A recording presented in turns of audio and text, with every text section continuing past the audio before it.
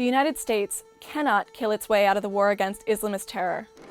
To turn the tide, America must rethink its strategy.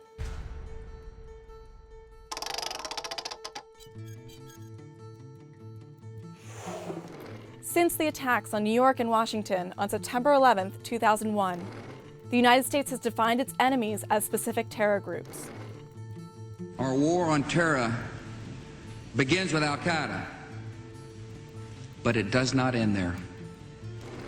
It will not end until every terrorist group of global reach has been found, stopped, and defeated.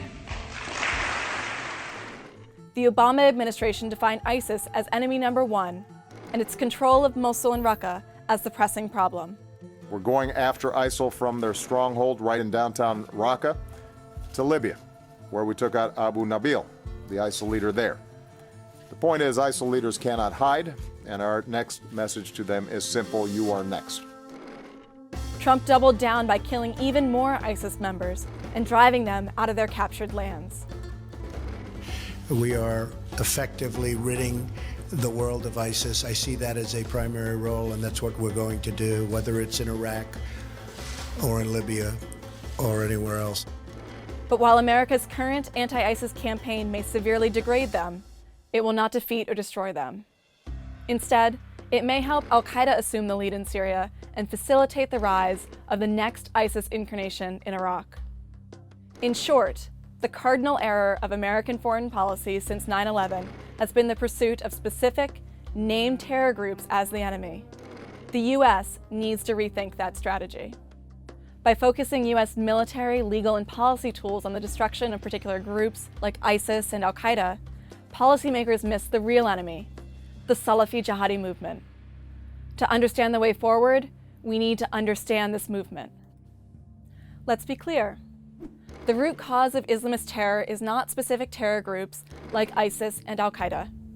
The cause of terrorism isn't the religion of Islam either. It's not Muslims.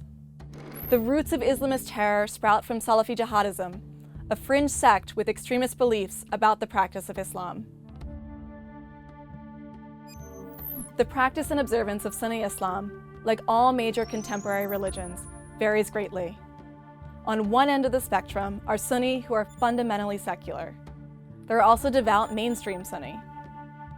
Salafism is a trend in Sunni Islam, and among Salafis, the spectrum of belief ranges from those who abstain from politics and violence, to those who pursue political power to effect change, to those who justify violence for political purposes. Positioned at the extreme are those who seek to destroy the state and establish a new polity under Sharia, though even these groups disagree among themselves over when, where, and against whom violent acts are justified to achieve their aims. Salafi-jihadi ideology brings together groups and individuals into a network that seeks the same shared outcome. And these groups and individuals comprise the Salafi-jihadi base. It's these Salafi-jihadi groups that pose the threat of terrorism, Al-Qaeda and ISIS most prominent among them. Yet the majority of Muslims reject the end state that Al-Qaeda, ISIS, and the broader Salafi-jihadi base pursue. So how has Salafi-jihadism, a once isolated ideology, become so powerful? In short, vulnerable Sunni Muslim populations have turned to Salafi-jihadi groups for help. Sunni populations across the Muslim world are now under threat, both real and perceived, from Iran, Shia Muslims, the Assad regime, Russia, the Kurds, and even the West, among others. They're looking for help to survive. Modern Salafi jihadism has been present in the Muslim world for decades, but at the edges of society. In stable countries, Sunni populations had no reason to tolerate extremism in large numbers. But popular grievances, beginning with the Arab Spring in 2011, inspired uprisings that then spread and spiraled out of control, disrupting the stability of the Middle East. There are now at least 6 failed states in the Muslim world.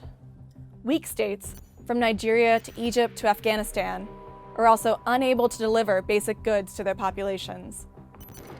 In these destabilized countries, the Salafi-jihadi base delivers protection, stability, and assistance to these threatened and aggrieved populations. Sunni communities are now making short-term decisions to tolerate the Salafi-jihadi base, ending the base's decades in isolation. So, if ISIS and al-Qaeda are taking advantage of weak Sunni populations, why can't the United States just target the leaders of these Salafi-jihadi groups and help partners recapture terrain? While al-Qaeda and ISIS are the most dangerous and prominent groups in the Salafi-jihadi movement, attacking them does nothing to weaken the Salafi-jihadi movement itself, and doesn't actually break the relationships that Salafi-jihadi groups have with vulnerable Sunni populations. U.S. policy decisions, particularly those regarding Syria, have fed a ground truth narrative that the U.S. doesn't care about the Sunni, or worse, is actively supporting the aggressors against the Sunni. In fact, the United States has implicitly allied with all actors fighting against ISIS in Syria, except for the majority Sunni opposition group. The U.S. even has a de facto partnership against ISIS with the Iranian and Russian-backed Assad regime, which was compounded by President Trump's decision to stop arming the Sunni opposition group. The U.S. remains focused on disrupting or destroying the cells of al-Qaeda and ISIS that are plotting major operations against the West, reducing the military strength of select groups, especially through regaining territory, and killing group leaders. This does nothing but change which group vulnerable Sunnis run to, or which leaders drive the Salafi-jihadi base. Al-Qaeda and ISIS each seek to be the leaders of the Salafi-jihadi movement. Imagine that these filings represent the individuals and groups that believe in the Salafi-jihadi ideology. Al-Qaeda was the only global organization, and like a magnet draws the filings to it, so too did Al-Qaeda assume the leadership position. The rise of ISIS added another pole to the movement. Al-Qaeda's and ISIS's competition didn't weaken the movement. Both advance it.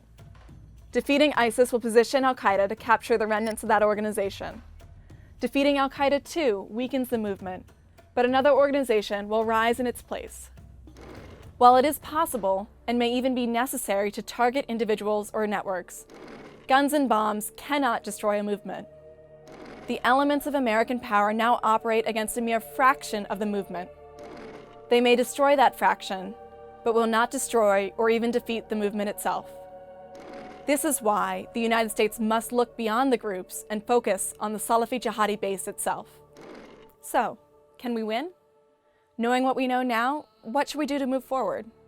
As a first step, the United States must work to resolve local wars and conflicts that seemingly fall outside of American interests, but actually strengthen the Salafi-jihadi base. None of these wars have a military solution. Resolving them will be no easy task, but an end to the conflicts would help to demobilize Sunnis and would constrain the Salafi-jihadi base's ability to insinuate itself into Sunni populations and generate support. Additionally, in areas penetrated by or vulnerable to the Salafi-jihadi base, U.S. policies must promote accountable governments that are legitimate, transparent, and responsive to the needs of citizens. The only path to victory is resolving local conflicts and societal upheaval, focusing on the Sunni population and breaking the ties between the people and the Salafi-jihadi base. Anything less ensures another generation of Americans will be fighting the same war and losing. To learn more about my take on what the United States should do to defeat al-Qaeda, ISIS, and the Salafi-jihadi movement, check out the link to my new report, America's Real Enemy, in the description below.